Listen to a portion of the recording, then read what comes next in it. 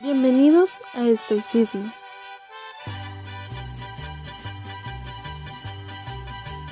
En primer lugar, veremos el sistema educativo en México.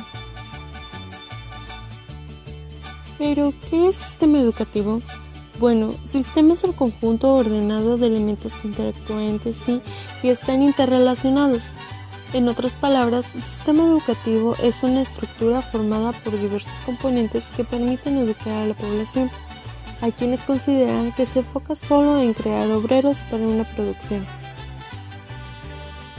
Ahora veremos un poco de su evolución a lo largo del tiempo. Educación prehispánica. La educación prehispánica, principalmente la cultura azteca, destacó su forma de educar estrictamente. La manera en la que se inculcaban el respeto a las personas con mayor jerarquía en esa época.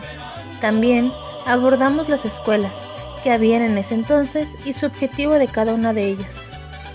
En el régimen colonial se tienen diversas castas, como indios, españoles, negros, mestizos, mulatos, zambos. En la organización política de la Nueva España, la mayor autoridad era el virrey y el Consejo Real. Post-independencia. México, después de la independencia, experimentó un gran cambio a nivel económico, político y de estructuras sociales. La historia de la independencia de México data de 1810 a 1821. Está llena de encarnizadas luchas por ideales como la libertad, justicia e igualdad. Fueron alrededor de 11 años de incertidumbre, en los que cada participante luchó por interés propio o comunes, que dieron como resultado la independencia de México y pie a otra era. México estaba sumiendo en crisis, la guerra había reducido la mano de obra de los sustentos económicos. Porfiriato. Se le llama porfiriato al periodo comprendido entre los años 1876 y 1911, tiempo durante el cual Porfirio Díaz fue presidente, el cual, si bien es cierto que durante el largo mandato presidencial el general Díaz, consecuencia de sus sucesivas reelecciones, el beneficio solo fue uno, el importante desarrollo económico. El beneficio solo fue para unos cuantos, de su mayoría empresarios extranjeros.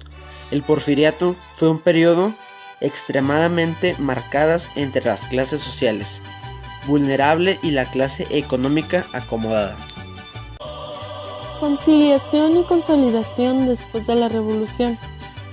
Durante la Revolución, la educación tuvo un escaso desarrollo en estados de la República. Los gobernantes revolucionarios impulsaron leyes que favorecieron la educación popular, crearon escuelas y ampliaron el número de profesores.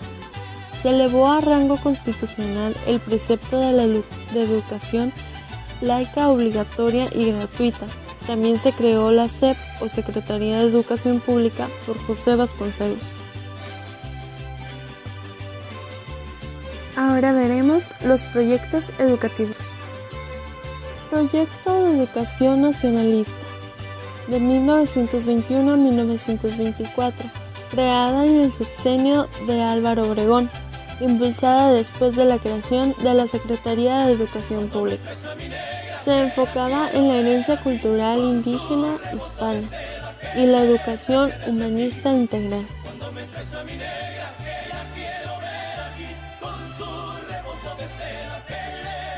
Proyecto de Educación Rural e Indígena de 1924 a 1942. Este proyecto fue encabezado por José Vasconcelos. Se le dio educación a poblaciones rurales, indígenas, lugares más apartados del país y ejidos. Emilio Portes Gil, de 1928 a 1930 fue su estancia como presidencia. Comenzó el periodo conocido como Maximato. Hizo el pacto social contendiendo los artículos 27 y 123, favoreciendo el apoyo al campo. Proyecto de Educación Socialista, de 1934 a 1942.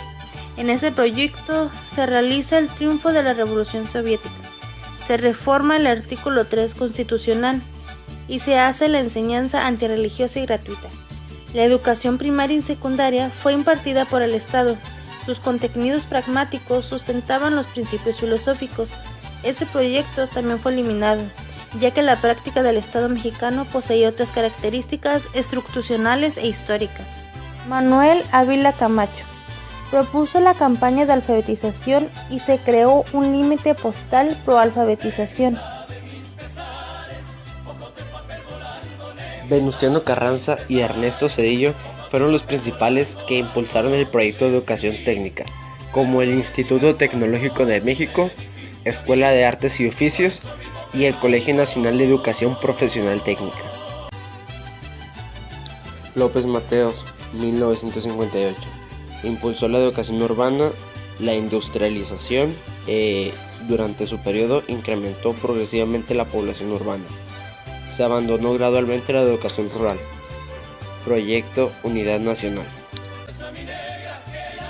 El plan de 11 años fue creado en el sexenio de Adolfo López Mateos y producida por dicho presidente.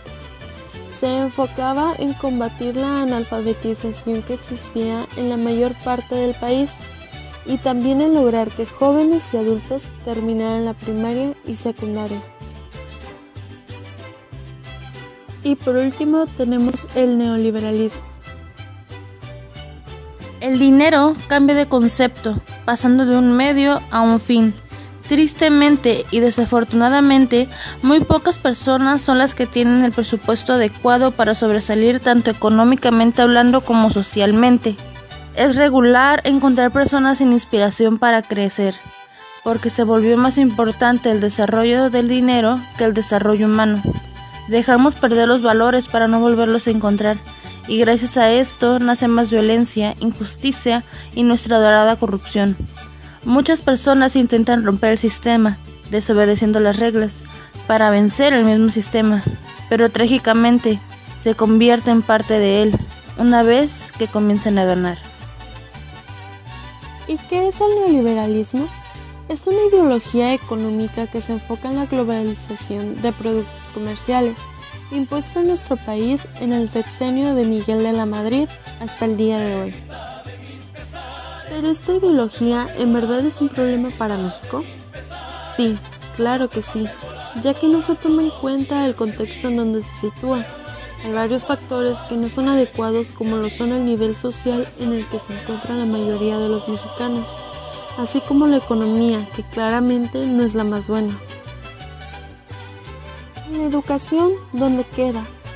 Bueno, se podría decir que nos educan para ello. Como en la escuela tradicional y los modos de producción según Marx, somos obreros y nos enseñan a hacerlo, mano de obra barata para sus fábricas de consumismo. Recordemos, vivimos en un país capitalista neoliberalista que va de mal en peor. Nos dicen que amemos a la patria, sí, pero ellos no la aman y nos venden. Se enfocan más en crecer económicamente y les importan más $3 que si un niño de bajos recursos comió o si fue a la escuela. Y aquí la pregunta del millón, ¿hasta cuándo? Tengamos en cuenta que el neoliberalismo nació en Europa y Estados Unidos de América. En México surgió por el año del 85. Hoy en día, desde el punto de vista de la escuela, su concepto fundamental es el financiamiento basado en la demanda. La educación formal se considera como un producto de mercado. Hay mercado cuando existe la conjunción entre oferta-demanda. Un producto, en este caso, la educación. No vale tanto, se le ofrece más bien cuando se lo demande. Por ende, hay que incentivar una demanda adecuada. Así los padres tienen que elegir una escuela de las mejores calidades educativas, por lo regular son privadas. En este caso, la educación se convierte en un negocio.